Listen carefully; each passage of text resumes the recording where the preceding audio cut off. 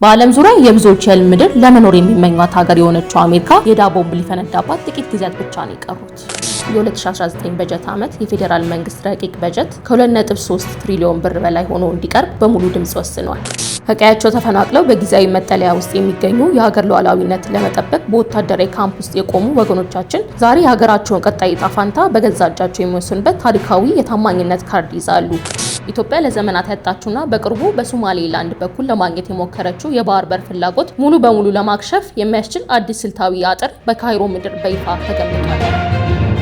ክቡራንና ክቡራት የቻናላችን ቤተሰቦች በያላችሁበት ሰላም ጤና ይድረሳችሁ። የዕለቱን ዘገባዎቻችን ከዚህ ከሚከተለው ወደ እናንተ ማድረስ ጀመረ። በኢትዮጵያ ታሪክ ግዙፉ የ2.3 ትሪሊዮን ብር በጀት የሚኒስትሮች ምክር ቤት አጸደቀ። በዝርዝር እንመለከተዋለን። ዛሬ በልዩ ጣቢያዎች ድምጽ የመስጠት ሂደት ቀጥሏል። ሌላኛው መረጃችን ነው። ቀደም ሲል በቆላማና በድንበር አካባቢዎች ብቻ በስፋት ይገኝ የነበረው ተፈላጊው የግመል ስጋ ዛሬ ላይ የመዲናዋን ከተማ ነዋሪዎች የምግብ ጠረጴዛ በከፍተኛ ሁኔታ እየተቆጣጠረ ይገኛል። ዝርዝሩን ትሰሙታላችሁ።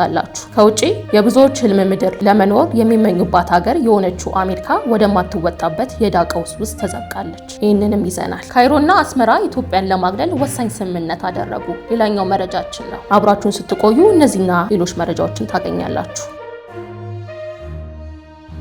የሚኒስቴሮች ምክር ቤት ባካሄደው 56ኛ መደበኛ ስብሰባው የ2019 በጀት ዓመት የፌዴራል መንግስት ረቂቅ በጀት ከ2.3 ትሪሊዮን ብር በላይ ሆኖ እንዲቀርብ በሙሉ ድምጽ ወስኗል። የታሪካዊ በጀት የሀገሪቱን ማክሮ ኢኮኖሚ ከነበረበት ተግዳሮት አውጥቶ ወደ ላቀ ከፍታ የሚያሸጋግርበት ስትራቴጂ ይዟል። በግልጽ እንደተመለከተው የሚኒስቴሮች ምክር ቤት በዕለቱ ስብሰባው በቅድሚያ የተወያየው በመካከለኛው ዘመን ማለትም ከ2019 እስከ 2023 በታለመው የማክሮ ኢኮኖሚ ማዕቀፍ ላይ ነው። የተሟላ የማክሮ ኢኮኖሚ ሪፎርም በተግባር መዋል ከጀመረ ወዲህ የኢትዮጵያ ኢኮኖሚ ከነበሩበት ተግዳሮቶች በፍጥነት እያገገመና የኢኮኖሚው መሰረቶችም በከፍተኛ ሁኔታ ይጠናከሩ መጥተዋል። ይህ አዲስ ማዕቀፍ በኢኮኖሚ ሪፎርም የተገኙበት አበረታች ሁለንተናዊ ውጤቶች ይበልጥ አጠናክሮ ለማስቀጠል እንዲያስችል ተደርጎ የተዘጋጀ ነው። በዋና ዋና የማክሮ ኢኮኖሚ ታሳቢዎች ላይ መስረት ይህ ማዕቀፍ ለ2019 በጀት ዓመት የፌዴራል መንግስት በጀት ዝግጅት መነሻ ሆኖ እንዲያገለግል ምክር ቤቱ በሙሉ ድምጽ ወስኗል። የታሪካዊ የ2019 የፌዴራል መንግስት በጀት በዘፈቀድ የተዘጋጀ አይደለም። በጀቱ የሀገሪቱን የ10 ዓመት መሪ የልማት እቅድ አካል የሆነውን የ2019 እስከ 2021 የልማትና የኢንቨስትመንት እቅድ ግቦችን መሰረት ያደረገ ነው። የ2018 በጀት ዓመት የፕሮግራም በጀት አፈጻጸም መነሻ በማድረግ በቀጣይ ሊመዘገቡ የሚችሉትን ማህበራዊ ኢኮኖሚያዊ ትራንስፎርሜሽን አቅጣጫዎች ታሳቢ አድርጓል። መንግስት የፋይናንስ አቅምና አስፈጻሚ መስሪያ ቤቶች የጣለባቸው ታላቅ ኃላፊነት በጥልቀት በመገምገም የሚያስፈልገውን ወጪ በትክክል በማስላት የተዘጋጀ በጀት መሆኑ ተረጋግጧል። ለመደበኛ ወጪዎች፣ ለካፒታል ወጪዎች፣ ለክልል መንግስታት ድጋፍ እንዲሁም ለዘላቂ ልማት ግቦች ማስፈጸሚያ ድጋፍ የሚውል ጠቅላላ በጀት ለምክር ቤቱ ቀርቧል። ምክር ቤቱ በቀረበው የፌዴራል መንግስት የ2019 ረቂቅ በጀት አዋጅ ላይ በሰፊው ከተወያየ በኋላ ግብዓቶቹን በማካተት ረቂቁን ወደ ህዝብ ተወካዮች ምክር ቤት እንዲተላለፍ በሙሉ ድምጽ መወሰኑን ጠቅላይ ሚኒስትር ጽሕፈት ቤት አስታውቋል። ይህ በኢትዮጵያ ታሪክ የመጀመሪያ የሆነውና የ2.3 ትሪሊዮን ብር ጣሪያ የሰበረው ግዙፉ የ2019 በጀት የሀገራችን ኢኮኖሚ እድገትና የህዝቦችን የኑሮ ሁኔታ በምን ያህል ፍጥነት ይለውጠዋል ብለው ያስባሉ? የበጀቱ ክፍፍል ላይስ እናንተ አስተያየት ምንድን ነው? ሀሳባችሁን ከታች ባለው የኮሜንት ሳጥን ላይ በሰፊው አጋሩ። ከቀያቸው ተፈናቅለው በጊዜያዊ መጠለያ ውስጥ የሚገኙ የሀገር ሉዓላዊነትን ለመጠበቅ በወታደራዊ ካምፕ ውስጥ የቆሙ ወገኖቻችን ዛሬ የሀገራቸውን ቀጣይ ዕጣ ፈንታ በገዛ እጃቸው የሚወስኑበት ታሪካዊ የታማኝነት ካርድ ይዛሉ። የዜግነት ክብርና እኩልነት በተግባር የሚታይበት ወሳኝ ምዕራፍ ነው። ኢትዮጵያ ብሔራዊ ምርጫ ቦርድ ዛሬ በልዩ የድምጽ መስጫ ጣቢያዎቹ ድምጽ የመስጠት ሂደት እንደሚከናወን በይፋ አስታውቋል። በሀገር ውስጥ ተፈናቃዮች በወታደራዊ ካምፖች በሚገኙ ልዩ ጣቢያዎች በልዩ ሁኔታ የ7ኛው ጠቅላላ ምርጫ የድምጽ መስጠት ሂደት እንደሚከናወን ሙሉ መረጃው ደርሶናል። በአንጻሩ ደግሞ በዋናው ማዕከል የደረሱ ውጤቶች የማረጋገጥና የቀረቡ አቤቱታዎች የመመርመር ከባድ ስራ ሌሊት ከቀን እየተሰራ ይገኛል። ቦርዱ ሰኞ ግንቦት 24 ቀን 2018 ዓ.ም የ7ኛው ጠቅላላ ምርጫ የድምጽ መስጠት ሂደት በስኬት ማስፈጸሙን አውስቷል። ይሁን እንጂ ማንም ዜጋ ከምርጫ ውጪ እንዳይሆን ትልቅ የህግ አሰራር ዘርግቷል። ቦርዱ በኢትዮጵያ የምርጫ ፖለቲካ ፓርቲዎች ምዝገባ የምርጫ ስነ ምግባር አዋጅ 1162 ህዝባር 2011 አንቀጽ 11 በተሰጠው ስልጣን መሰረት በሀገር ውስጥ ለተፈናቃዮችና በወታደራዊ ካምፖች ልዩ ጣቢያዎች አቋቁሟል። የእነዚህ ካምፖች ነዋሪዎች በሰባተኛው ጠቅላላ ምርጫ ላይ እንዲሳተፉ በመራጭነት መመዝገባቸው ይታወቃል። በመሆኑም በካምፖቹ በመራጭነት የተመዘገቡ ዜጎች ሁሉ የዜግነት መብታቸውን ተጠቅመው ድምጽ የመስጠት ሂደት ዛሬ እንደሚከናወን ቦርዱ በመረጃ በይፋ አመልክቷል። በሌላ በኩል ከግንቦት 24 ታላቅ ምርጫ በኋላ በዋናው ማዕከል ውስጥ እጅግ ጥብቅ የቁጥጥር ስራዎች እየተሰሩ ይገኛል። በአሁኑ ሰዓት ቦርዱ ከምርጫው ክልል ጽሕፈት ቤት ወደ ቦርዱ ማዕከል በመምጣት ላይ ያሉ ውጤቶችን የማረጋገጥ የኦዲት ግኝት ያለባቸው ውጤቶች በከፍተኛ ጥንቃቄ የመመርመር እንዲሁም የተረጋገጡ ውጤቶች ወደ መረጃ ቋት ወይም ዳታቤዝ የማስገባት ስራ ላይ እንደሚገኝ በይፋ ገልጿል። ይህ አሰራር የምርጫውን ታማኝነት ፍጹም አስተማማኝ የሚያደርግ ነው። ምርጫው ፍጹም ዲሞክራሲያዊ እንዲሆን የህግ አካሄዱን በግልጽ እየተተከበረ ነው። በተጨማሪ በፖለቲካ ፓርቲዎች፣ በግል እጩዎች የቀረቡ አቤቱታዎችን በህግ ባለሙያ ጉባኤ አማካኝነት የማደራጀት ምስክር የመስማት ስራ በአሁኑ ሰዓት እየተከናወነ ይገኛል። በቀጣይም በተጠቀሰው ጥብቅ የህግ ሂደት ያለፉ ውጤቶች በሙሉ ለቦርዱ ውሳኔ ቀርቦ የሚጸድቁ ሲሆን የመጨረሻው ውጤት በህጉ መሰረት ለህዝቡ ይፋ እንደሚደረግ ቦርዱ አስታውቋል። በልዩ ጣቢያዎች የሚሰጠው ድምጽ የሰባተኛው ጠቅላላ ምርጫ ሙሉ ገጽታ የሚያጠናቅቅ በመሆኑ ሁላችንም በንቃት የምንከታተለው ይሆናል።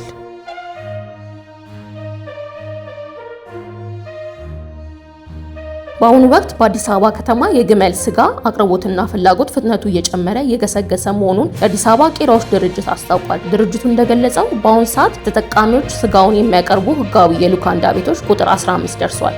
የተቋሙ ዋና ስራ አስኪያጅ አቶ ሙሉነህ ደሳለኝ ለአሃዱ ሬዲዮ እንደተናገሩት ይህ ቁጥር እድገት ሊመዘግብ የቻለው ከደንበኞች በሚቀርበው ከፍተኛ ፍላጎት ምክንያት ነው። በተለይም ደግሞ በቦሌ ሚካኤል አካባቢ የግመል ስጋ የሚያቀርቡ ሉካንዳ ቤቶች በስፋትና በብዛት እንደሚገኙ ጠቁሟል። ይህንን የህዝብ ፍላጎት ለማርካት የቄራዎች ድርጅት ሌት ከቀን እየሰራ ይገኛል። በአማካኝ በየቀኑ የ8 ግመሎች የእርድ አገልግሎት እየሰጠ እንደሚገኝ ታውቋል። ከዚህም በላይ አሁን እየተጠናቀቀ ባለው የ2018 በጀት ዓመት ውስጥ ብቻ ከ2200 በላይ ግመሎች መታረዳቸው የተገለጸ ሲሆን ይህም ተቋሙ አስቀድሞ ካቀደው ግብ ውስጥ 95 በመቶ ያሉን ስኬታማ በሆነ መንገድ ማሳካቱን ያሳያል። ይሁን እንጂ ይህ ልዩ የእርድ አገልግሎት የሚሰጠው በቃሊቲ በሚገኘው የቄራዎች ድርጅት ዋና ቅርንጫፍ ላይ ብቻ መሆኑ ተገልጿል። በቅርቡ በተከበረው የኢድ አል አድሃ ወይም የአረፋ በዓል ወቅት የነበረው ፍላጎት ደግሞ ፍጹም የተለየ ከፍተኛ ነበረ። በበዓሉ ሰሞን የሸማቾች ፍላጎት በከፍተኛ ሁኔታ በመጨመሩ ምክንያት በበዓሉ ዕለት ብቻ እስከ 12 የሚደርሱ ግመሎች ታርደው ለገበያ ቀርበዋል። ድርጅቱ የእርዱን ሂደት የሚያከናውነው ደንበኞች ራሳቸው ግመሎቹን ወደ ተቋሙ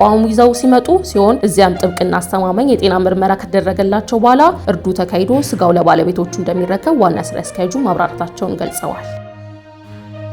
ሀያሏ ለማንም ሀገር ማትበገረዋ የሷ ውድቀት የዓለም መጨረሻ እንደሆነ የሚነገርላት ለብዙዎች የህልም ምድር የሆነችው ነገር ግን ዛሬ ላይ በምታወጣቸው የንግድ ታሪፎች የውጭ ባለሀብቶች በማሸሽና በሩን በመዝጋት ለሌሎች ሀገራት ዜጎች መጥፎ ጣፋንታ እየጋበዘች ያለችው የቀድሞዋ እድገት ተምሳሌት አሜሪካ አሁን ላይ መላው ዓለም ገደል ውስጥ ሊከት ከሚችል አስፈሪ ኢኮኖሚ እውነታ ጋር ለመጋፈጥ ጥቂት ዓመታት ብቻ ነው የቀሯት። ለዓለም ሁሉ የብድርና የታሪፍ ጫና የምታወርደው አሜሪካ ዛሬ ግን የገዛ ራሷን የብድር ዕዳ መክፈል ወደማትችልበት ፍጹም ክስረት እየተጓዘች ነው። የሀገሪቱ ብሔራዊ ዕዳ 35 ትሪሊዮን አልፎ አጠቃላይ ክስረት ዕዳዋ ከ100 ትሪሊዮን ዶላር በላይ ሆኗል። ይህ ማለት አጠቃላይ ዕዳዋ መላው ዓለማችን ህዝብ በአንድ ዓመት ውስጥ ከሚያመርተው አጠቃላይ ምርት ጋር እኩል ደርሷል ማለት ነው። ይህ የአሜሪካ ቀውስ የእርስዎን የኑሮ ውድነት፣ የስራ ዕድልና የነገ ተስፋውን እንዴት ሊያጨልም እንደሚችል አሁን በጥልቀት እንመለከተዋለን። ታዋቂው ፎርቹን ጋዜጣ የፔን ዋርተን በጀት ሞዴል ዋቢ አድርጎ ይፋ ባደረገው አስደንጋጭ ጥናት መሰረት የአሜሪካ ዕዳ ከሀገሪቱ አጠቃላይ ሀገር ምርት አንጻር 210 በመቶ ላይ ሲደርስ ሀገሪቱ ሙሉ በሙሉ ዕዳዋ መክፈል ማትችልበት ደረጃ ላይ ትወርቃለች።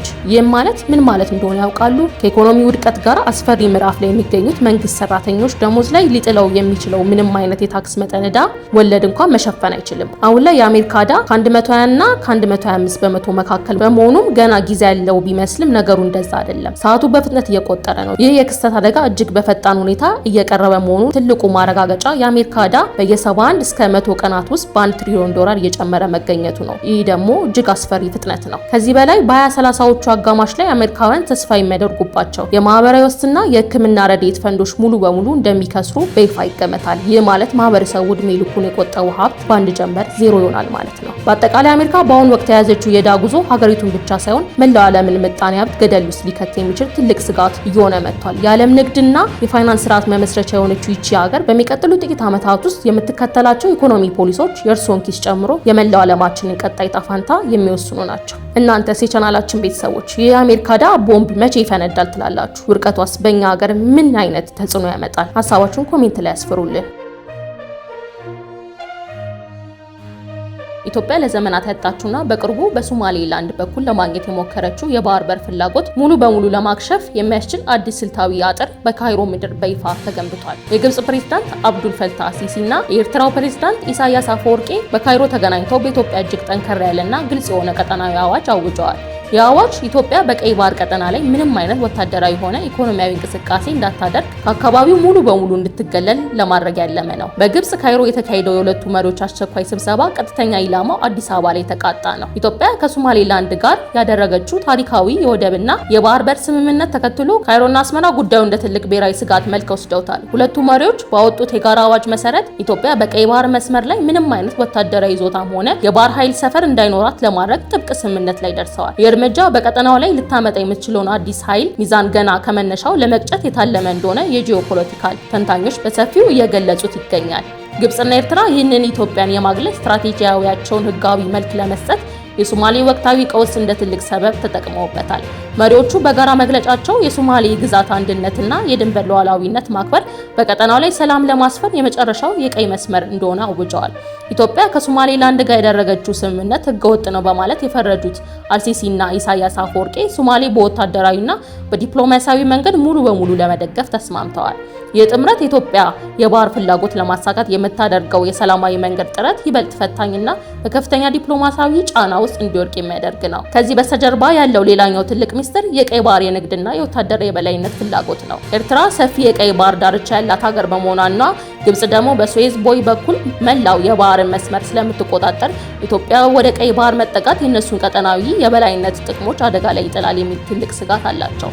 በመሆኑም የኢትዮጵያ መርከቦች የባህር ኃይልን በቀይ ባህር ላይ ፈጽሞ መታየት የለባቸውም የሚል ጠንካራ አቋም ይዘዋል። ይህ በካይሮ የተፈረመ ስምምነት ኢትዮጵያን ከባህር መስመሩ ሙሉ በሙሉ በማግለል በቀጠናው የግብጽና የኤርትራ ብቸኛ የበላይነት ለማስቀጠል የተወሰነ ስትራቴጂያዊ ሴራ መሆኑ ታውቋል። ለሰዓቱ ያዝንላችሁ ዜና እነዚህ ነበሩ። ቪዲዮውን ላይክ፣ ሼር በማድረግ ጥልቅና ሰፋ ያሉ የዓለም ዜናዎች በፍጥነት እንዲደርሷችሁ ደግሞ ቻናላችንን አሁኑ ሰብስክራይብ በማድረግ ቤተሰብ ይሁኑ።